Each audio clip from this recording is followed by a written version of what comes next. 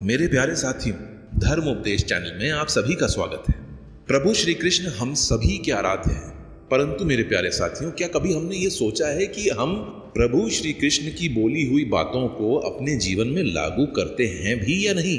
आज के इस वीडियो में हम इन्हीं सब बातों को संक्षिप्त में समझेंगे और देखेंगे और सुनेंगे कि प्रभु श्री कृष्ण के कहने के अनुसार क्या हमारे जीवन में आई हुई बाधाएं, क्या हमारे जीवन में आए हुए संघर्ष, इन सभी का कोई हल प्रभु श्री कृष्ण हमें दे सकते हैं। आप खुद विचार कीजिएगा कि इन सभी बातों का, इन सभी परेशानियों का, चुनौतियों का प्रभु श्री कृष्ण कितने अच्छे से वर्णन देते हैं। और यदि अकेलेपन में हम बैठ के इन बातों को सुने तो हम सब यही समझेंगे कि उनसे बड़ा और कोई मार्गदर्शक हो ही नहीं सकता। मैं आशा करता हूं कि जो इस वीडियो को पूरा देखेगा उसकी जीवन को प्रभु श्री कृष्ण का आशीर्वाद आनंद से, प्रगति से और हर प्रकार की सुख सुविधाओं से पूरा भर देगा। इसलिए इस वीडियो को अंत तक देखें और सीखें और समझें कि प्रभु श्री कृष्ण के जो विचार हैं वो किस तरह से हमारे जीवन को बहुत सरलता का बना देते हैं। चलिए अब इस वीडियो को बिना देरी किए शुरू करते हैं और सुनते हैं प्रभु श्री कृष्ण की वाणी। जगत में प्रत्येक व्यक्ति को किसी न किसी प्रकार की निर्बलता अवश्य होती है। जैसे कोई बहुत तेजी से दौड़ नहीं पाता, तो कोई अधिक भार उठा नहीं पाता, कोई असाध्य रोग से पीड़ित रहता है, तो कोई किए हुए पापों को स्मरण में नहीं रख पाता। ऐसे अनेकों उदाहरण हैं। दोस्तों, क्या आप किसी ऐसे व्यक्ति को जानते हैं जिसे सब कुछ प्राप्त हो गया हो और हम जीवन की उस एक निर्बलता को जीवन का केंद्र मानकर जीते हैं? इस कारणवश हृदय में दुख और असंतोष सदा रहता है। दोस्तों, निर्बलता मनुष्य को जन्म से और संयोग से प्राप्त होती है, किंतु उस निर्बलता को मनुष्य का मन अपनी मर्यादा बना लेता है। किंतु कुछ व्यक्ति ऐसे भी होते हैं जो अपने पुरुषार्थ और श्रम से उस निर्बलता को पराजय भी कर देते हैं। क्या भेद है उनमें और अन्य लोगों में? क्या आपने कभी इस बात पर विचार किया है? बहुत सरल सा उत्तर है इसका। जो व्यक्ति निर्बलता से पराजित नहीं होता, जो पुरुषार्थ करने का साहस रखता है, वो व्यक्ति निर्बलता को पार कर जाता है। अर्थात निर्बलता हमेशा अवश्य ईश्वर देता है, किंतु मर्यादा मनुष्य का मन ही निर्मित करता है। स्वयं विचार कीजिए। भविष्य का दूसरा नाम है संघर्ष। हृदय में आज कोई इच्छा होती है और वो इच्छा पूर्ण नहीं हो पाती, तो हृदय भविष्य की योजनाएं बनाने में लग जाता है। भविष्य में ये इच्छा पूर्ण होगी, ऐसी कल्पनाएं करता रहता है। किंतु जीवन ना तो भविष्य में है और ना ही अतीत में। जीवन तो इस क्षण का नाम है, अर्थात इस क्षण का अनुभव ही जीवन का अनुभव है। और हम ये जानते हुए भी इतना सा सत्य समझ नहीं पाते। या तो हम बीते हुए समय के स्मरणों को घेर कर बैठे रहते हैं, या फिर आने वाले समय के लिए हम योजनाएं बनाते रहते हैं और जीवन यूं ही निकलता जाता है। एक सत्य अगर हम अपने हृदय में उतार लें कि ना हम भविष्य देख सकते हैं, ना ही भविष्य को निर्मित कर, हम तो सिर्फ धैर्य और साहस के साथ भविष्य को आलिंगन दे सकते हैं, स्वागत कर सकते हैं भविष्य का। तो क्या जीवन का हर पल जीवन से नहीं भर जाएगा? स्वयं विचार कीजिए। मेरे प्यारे साथियों, ज्ञान प्राप्ति सदैव ही समर्पण से होती है, ये बात हम सभी जानते हैं। किंतु समर्पण का वास्तविक महत्व क्या है? क्या हमने कभी इस बात पर विचार किया? मनुष्य का मन सदैव ही ज्ञान प्राप्ति के मार्ग पे अनेक बाधाएं उत्पन्न करता है।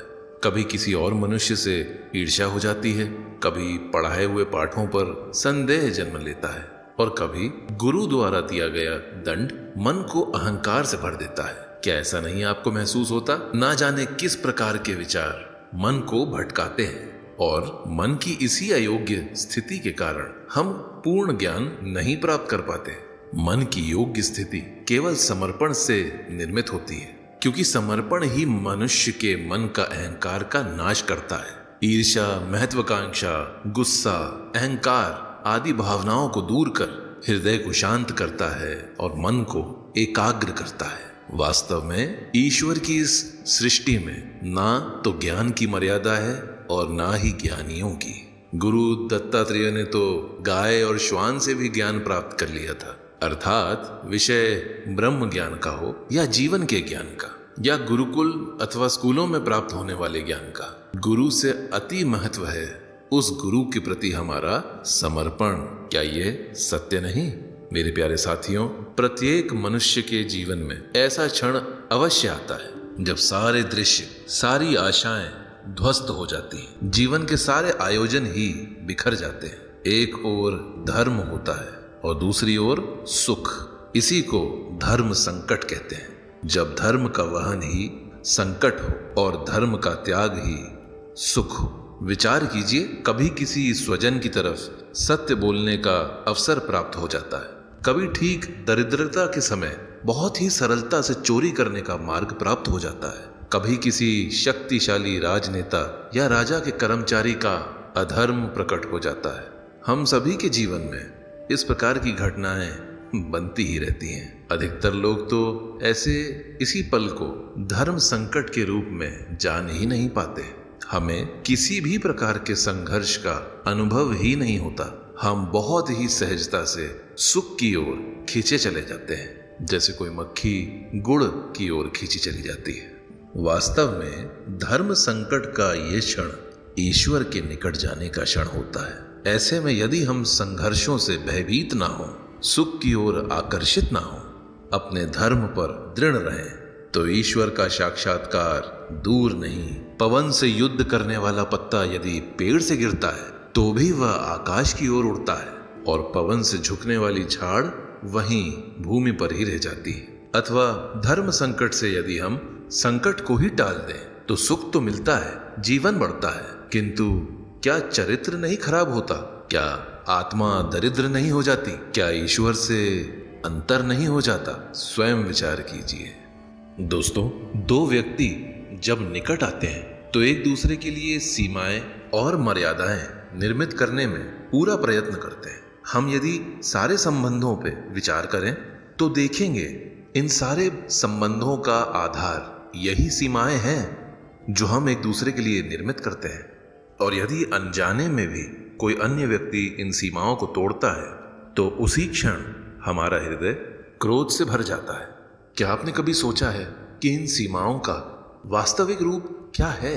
वास्तव में इन सीमाओं के द्वारा हम दूसरे इंसान को निर्णय लेने की अनुमति नहीं देते, अपना निर्णय उस व्यक्ति पे थोपते हैं, अर्थात किसी की स्वतंत्रता को अस्वीकार करते हैं। और जब स्वतंत्रता का अस्वीकार किया जाता है तो उसका हृदय दुख से भर जाता है, और जब वो सीमाओं को तोड़ता है तो हमारा हृदय क्रोध से भर जाता है। क्या ऐसा नहीं होता? और यदि एक दूसरे की स्वतंत्रता का सम्मान किया जाए तो किसी मर्यादा या सीमाओं की आवश्यकता ही नहीं होती। अर्थात जिस प्रकार स्वीकार किसी संबंध का देह है, क्या वैसे ही स्वतंत्रता किसी संबंध की आत्मा नहीं? स्वयं विचार कीजिएगा। मेरे प्यारे साथियों, सबके जीवन में ऐसा प्रसंग अवश्य आता है कि सत्य कहने का निश्चय होता है हृदय में, किंतु मुख से सत्य निकल नहीं पाता। कोई भय, दुविधा या परेशानी मन को उस समय घेर लेती है। किसी घटना अथवा प्रसंग के बारे में बात करना या फिर स्वयं से कोई भूल हो जाए उसके बारे में कुछ बोलना, क्या ये सत्य है? नहीं, यह तो केवल तथ्य है। अर्थात जैसा हुआ था वैसा सिर्फ बोल देना वो सामान्य सी बात है, किंतु कभी कभी उस तथ्य को बोलते हुए भी भय लगता है। कदाचित किसी दूसरे की भावनाओं का विचार आता है मन में, दूसरों को दुख होगा, उसे पीड़ा पहुंचेगी। ये भय भी कई बार हमारे शब्दों को रोकता है। तो ये सत्य है क्या? क्या हमने कभी इस बात पर विचार किया है? जब भय रहते हुए भी कोई तथ्य बोलता है तो वह सत्य कहलाता है। वास्तव में सत्य कुछ और नहीं, केवल निर्भयता का दूसरा नाम है। और निर्भय होने का कोई समय नहीं होता, क्योंकि निर्भयता आत्मा का स्वभाव है।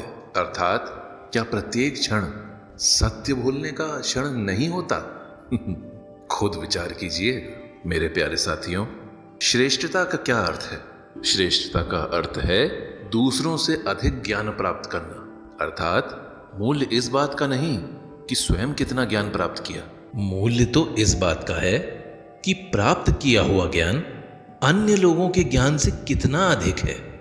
अर्थात श्रेष्ठता की इच्छा ज्ञान प्राप्ति को भी एक स्पर्धा बना देती है, यानी खेल बना देती है। और किसी खेल में विजय अंतिम कब होती है?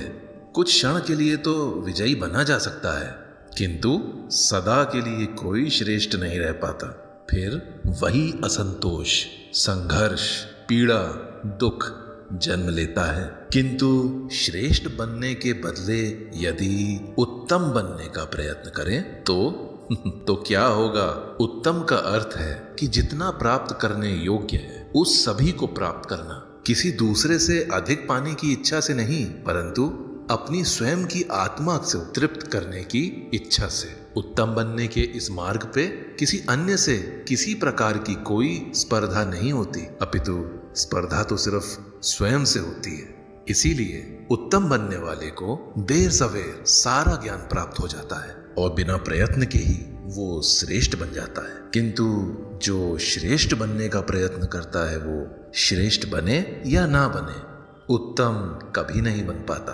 अपने पूर्व आभासों के आधार पर हम भविष्य के सुखों की कल्पना करते हैं। भविष्य के दुख का कारण दूर करने के लिए ना जाने हम लोग कितनी योजनाएं बनाते हैं, किंतु कल के संकट को आज में मूल करने से हमें लाभ मिलता है या हानि पहुंचती है, ये प्रश्न हम कभी नहीं करते। सत्य तो ये है कि संकट और उसका निवारण साथ ही जन्म लेते हैं, व्यक्ति के लिए भी और सृष्टि के लिए भी। यदि आपको ये बात समझ नहीं आती है तो आप अपने बीते हुए कल को आंख बंद करके एक बार याद करिए, या किसी इतिहास के पन्ने में जा करके ये देखिए कि जब जब संकट ने जन्म लिया तब तब उसी संकट का निवारण करने वाली शक्ति ने भी जन्म लिया। यही तो जगत का चलन है। वस्तुतः संकट ही शक्ति के जन्म का कारण होता है। प्रत्येक व्यक्ति जब संकट से निकलता है तो वो एक पग आगे बढ़ा होता है, अधिक समझ पाता है, आत्मविश्वास से अधिक भरा हुआ होता है, ना केवल अपने लिए अपितु अपने समाज के लिए भी। क्या ये सत्य नहीं? वास्तव में संकट का जन्म एक अवसर का जन्म है, अपने आप को बदलने का, अपने विचारों को एक नई ऊंचाई पे ले जाने का, अपनी आत्मा को बलवान और ज्ञान से भरा बनाने का। जो ये कर पाता है उसे कोई संकट नहीं होता, किंतु जो ये नहीं कर पाता वो तो स्वयं एक संकट है विश्व के लिए। आप खुद विचार कीजिए मेरे प्यारे साथियों, जीवन का प्रत्येक क्षण निर्णय का क्षण होता है। प्रत्येक पग पर दूसरे पग के बारे में कोई ना कोई निर्णय अवश्य सोचना पड़ता है। तो ऐसे में निर्णय अपना प्रभाव छोड़ जाता है। आज किए गए निर्णय भविष्य में दुख या सुख को निर्मित करते हैं, ना केवल अपने लिए परंतु खुद से जुड़े पूरे समाज के लिए, अपने परिवार के लिए, आने वाली पीढ़ियों के लिए भी। जब कोई दुविधा सामने आती है तो मन व्याकुल हो जाता है, अनिश्चय से भर जाता है। निर्णय का वो क्षण युद्ध बन जाता है और मन बन जाता है युद्ध भूमि। अधिकतर निर्णय तो हम दुविधा का उपाय करने के लिए नहीं, केवल मन को शांत करने के लिए लेते हैं। पर क्या कोई दौड़ते हुए भोजन कर सकता है? कदापि नहीं। तो क्या युद्ध से जूझता हुआ मन कोई योग्य निर्णय ले पाएगा? वास्तव में शांत मन से जब कोई अपने लिए निर्णय लेता है तो अपने लिए एक सुखद भविष्य बनाता है।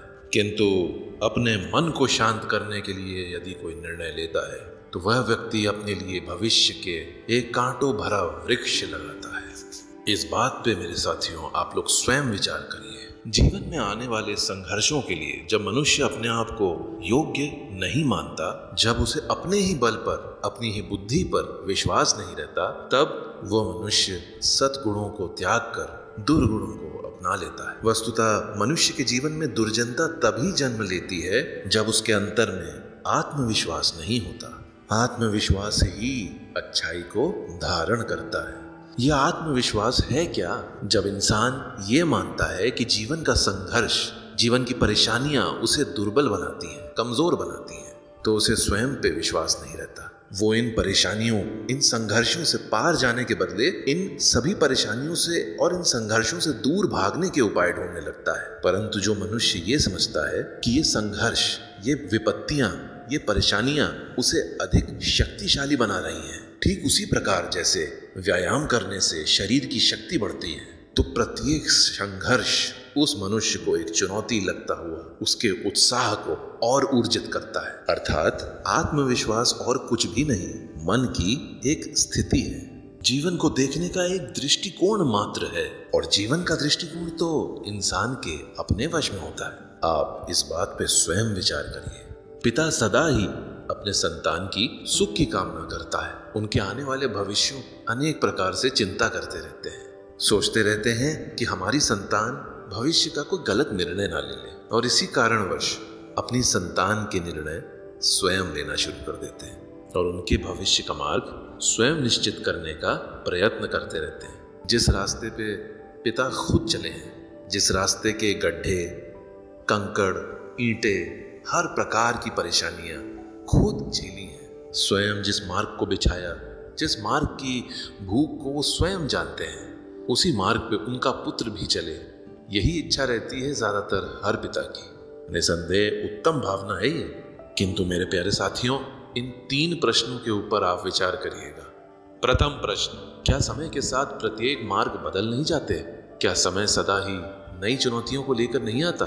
तो फिर बीते हुए पीढ़ी के अनुभव नए समय के पीढ़ी को किस प्रकार लाभ दे सकते हैं? दूसरा प्रश्न, क्या प्रत्येक इंसान अपने माता पिता की छवि होता है? अर्थात संतानों को संस्कार तो अवश्य माता पिता देते हैं, परंतु भीतर की क्षमता, वो क्षमता तो ईश्वर देते हैं। तो जिस मार्ग पर पिता को सफलता मिली है, तो क्या आपको विश्वास है कि उस ही मार्ग पे उनकी संतानों को भी सफलता और सुख प्राप्त होगा? तीसरा प्रश्न और सबसे ज्यादा महत्वपूर्ण प्रश्न, क्या जीवन की चुनौतियां, संघर्ष, विपत्तियां लाभकारी नहीं होती? क्या प्रत्येक नया प्रश्न नए उत्तर का द्वार नहीं खोलता? तो फिर अपनी संतानों को प्रश्नों से, चुनौतियों से, संघर्षों से दूर रखना उनके लिए लाभ करना कहलाएगा या उनके लिए हानि करना कहलाएगा? अर्थात जिस तरह भविष्य का निर्माण करने की बजाय संतान के चरित्र का निर्माण करना श्रेष्ठ है, उसी प्रकार संतानों के भविष्य के मार्ग को निश्चित करने के बदले उन्हें नए संघर्षों, नए प्रश्नों और चुनौतियों के साथ जूझने के लिए उन्हें मनोबल, शक्ति और ज्ञान देना अधिक लाभदायक नहीं होगा? स्वयं विचार कीजिए मेरे प्यारे साथियों। हम इंसानों की सबसे बड़ी दुर्बलता क्या होती है? थोड़ा सोचिए।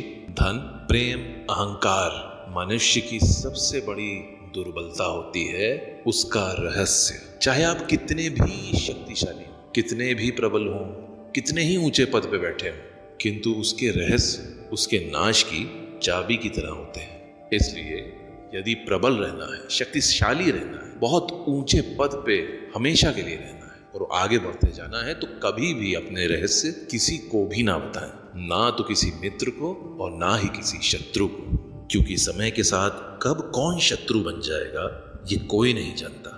विभीषण को रावण के अमृत कुंड का ज्ञात था, इसीलिए प्रभु श्री राम रावण का वध करने में सफल हो सके। इसलिए उचित यही है कि आप अपने रहस्य को स्वयं तक ही सीमित रखें। मनुष्य जीवन की परीक्षा में सफल होने के लिए क्या नहीं करता? वो परिश्रम करता है, हर प्रकार से दौड़ भाग करता है, सुबह से शाम तक, रात तक मेहनत करता है, और ये सब करने के बाद भी जब उसका काम नहीं बनता तो वह नकल करता है या फिर गलत कामों का और गलत मार्ग का सहायता लेता है। जरा 2 मिनट सोच करके अपने बचपन को याद करिए मेरे दोस्तों। थोड़ा सोचिए अपने बचपन के उस समय के बारे में। क्या सोच पाए? विद्यालय में जब हम लोग परीक्षा देने जाते थे तो क्या होता था? कई लोग, कई बच्चे, हो सकता है आप नहीं, सफलता पाने के लिए नकल करते ही थे और उत्तीर्ण भी हो जाता था, है ना? परंतु जीवन की परीक्षा ऐसे नहीं होती। नकल करने वाला सफल नहीं बन पाता, कारण विद्यालय में तो सबके प्रश्न पत्र एक जैसे होते हैं, परंतु जीवन के प्रश्न पत्र और उनकी कठिनाई सबके लिए भिन्न होती है। तो निश्चित रूप से उनके उत्तर भी तो भिन्न होंगे ना। इसलिए यदि आपको जीवन में सफलता पानी है तो नकल करना बंद कर दीजिए। स्वयं के प्रश्नों का उत्तर स्वयं ढूंढिए, तो देखिएगा सफलता आपकी ही होगी। इंसान का जीवन हार और जीत, विजय और पराजय, सफलता और असफलता के बीच एक झूले की तरह झूलता रहता है। हम सभी के साथ ऐसा होता है ना? जब आप सफल होते हैं, किसी चुनौती पे, किसी संघर्ष पे या किसी प्रश्न पे आप विजय पाते हैं, तो ऐसे समय में मन इतना प्रसन्न हो जाता है कि जैसे आनंद के वन में घूम रहा। और जब आप किसी चुनौती में, किसी प्रश्न पे असफल होते हैं तो मन बहुत पीड़ाग्रसित हो जाता है, जैसे किसी दुख के सागर में डूब गया। लेकिन मेरे प्यारे साथियों, वास्तव में सफलता और असफलता है क्या? थोड़ा ध्यान से सोचिए। ये केवल हमारी मनोस्थिति मात्र है। हमारी असली पराजय तब नहीं होती जब हमारा शत्रु विजय प्राप्त कर लेता है। हमारी पराजय तो तब होती है जब हम पराजय स्वीकार कर लेते हैं। हम असफल तब नहीं होते जब हम लक्ष्य को ना पा सकें।